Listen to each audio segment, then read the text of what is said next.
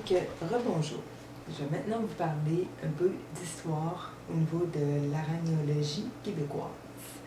Je dirais que selon la source, la Société provenchale d'histoire naturelle du Canada, ça a commencé dans les années 1800. Effectivement, c'était des petits événements, des spécimens qui ont été récoltés, qui ont été envoyés pour identification. Donc, il y a certains spécimens qui ont pu être trouvés là, il y a très longtemps, en fait, là, qui ont pu être identifiés. Par contre, les premières recherches, je dirais, sérieuses là, au niveau des Québécois, des chercheurs québécois, mis à part plusieurs petits événements, ça se retrouve en 1987, en fait, qu'il y a eu des recherches comportementales sur les araignées par rapport à leur proie. Donc, ça, c'est une date qui est quand même importante. Ensuite, en 1992, en fait, c'est une des dates les plus importantes à retenir parce que c'est la première liste annotée qui est sortie, qui a permis de répertorier autour de 548 espèces. C'était par Bélanger et Hutchinson en 2001, donc quelques années plus tard, environ, je dirais 9 ans plus tard.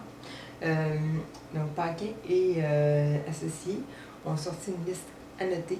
Donc, ils ont fait une révision, une mise à jour, et puis ça a permis de découvrir des espèces supplémentaires, donc jusqu'à 623.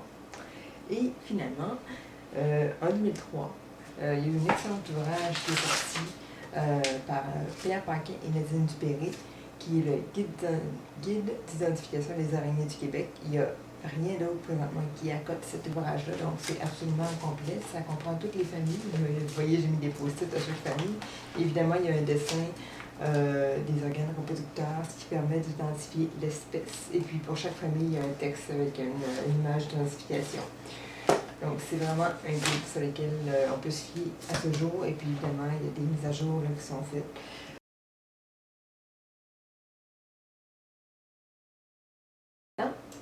On va passer plus spécifiquement aux familles d'araignées du Québec. Donc, dans le monde, on compte environ, pas 43 678 espèces. Donc, c'est quand même beaucoup. Puis, 112 familles. Donc, ils sont répartis en 112 familles. Donc, ça, c'est la source, c'est Platnik, et Online Catalogue. Au Canada, maintenant, on compte 1413 espèces répertoriées recensées. Qui sont répartis à travers 43 familles. Donc, ça, c'est Paquin et associés en 2010 qui ont recensé ce nombre-là. Et aussi, Paquin et associés en 2010 ont recensé qu'au Québec, il y avait 677 espèces réparties en 28 familles. Donc, par rapport à ce que je le disais tantôt, en 2003, il y en avait un petit peu moins. Maintenant, ça a augmenté là, à 677 espèces répertoriées à ce jour. En fait, la famille d'araignées du Québec, vous allez voir dans les prochaines secondes, en fait, 4 posters que j'ai faits. Ce sont des posters qui permettent d'identifier visuellement les familles avec une espèce ou deux là, parmi ces familles-là. Donc, vous allez voir, j'ai identifié les 28 familles, en fait. Puis, spécifiquement, les araignées et les ptérididés, que je trouvais que c'est des familles très, très intéressantes à étudier. Donc, pour moi, c'est celle-là que j'aime bien étudier. Alors, je les ai mis plus spécifiquement dans des posters différents. Mais sinon, vous pouvez les voir là, avec un petit exemple pour chacun.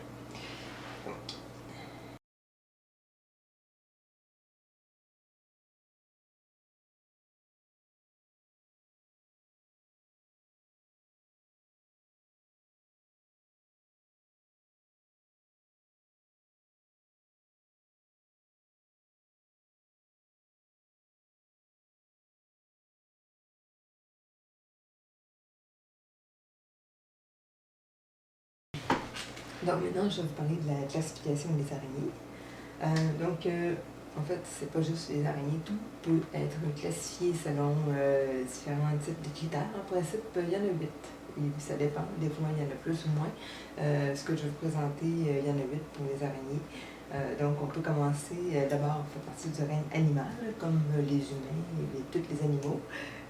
Ce n'est pas le règne des plantes, donc c'est différent. Donc, le règne animal. L'embranchement, on parle ici que c'est des arthropodes, donc évidemment on sous-entend que c'est un invertébré. Donc c'est des arthropodes. Le sous-embranchement, c'est chez les Cerata. La classe, c'est l'arachnida, donc les arachnidés. L'ordre, c'est important ici, c'est les araignées, donc les araignées. Le sous-ordre, on peut spécifier aussi que c'est des true spiders, donc l'ordre et le sous-ordre. La famille, maintenant je prends l'exemple de l'Araneus diadematus que j'étudie présentement. Donc sa famille, c'est les aragnidés. Le gène, ce serait les Araneus. Et puis l'espèce, c'est Diadematus. Donc c'est de cette façon-là qu'on finalement on classifie les araignées. Souvent, on va être capable de découvrir la famille de façon plus facile parce que, dépendamment de leur comportement, des types de toiles ou la forme qu'ils ont, pas toujours les couleurs, mais plus la forme, les spécifications à chaque famille, disons les araignées sauteuses, donc c'est très facile de les reconnaître parce qu'ils ont vraiment une physionomie spécifique, il n'y en a pas d'autres qui ressemblent à ça. Donc il y en a plein de... Chaque famille, c'est assez typique. Donc, par contre, les gènes et l'espèce, les gènes, on peut les trouver en consultant les livres. Par contre, les espèces, c'est pas évident, à part, mettons, l'Araneus diadematus ou encore l'Aranéide sculopetarius ou l'Aranéide patagiatus. Même là encore, j'avais un gros doute là-dessus. Mais évidemment, il faut la regarder plus au microscope, parce que c'est un microscope, et des fois, souvent même, il faudrait aller voir dans les parties génitales, parce qu'elles sont vraiment uniques à chaque espèce d'araignée. Donc, c'est pour ça aussi le livre d'identification est vraiment basé sur les parties génitales de la femelle et du mâle aussi, pour identifier l'espèce. Donc, voilà qui fait le tour de l'historique et des familles et de la classification des araignées. Merci.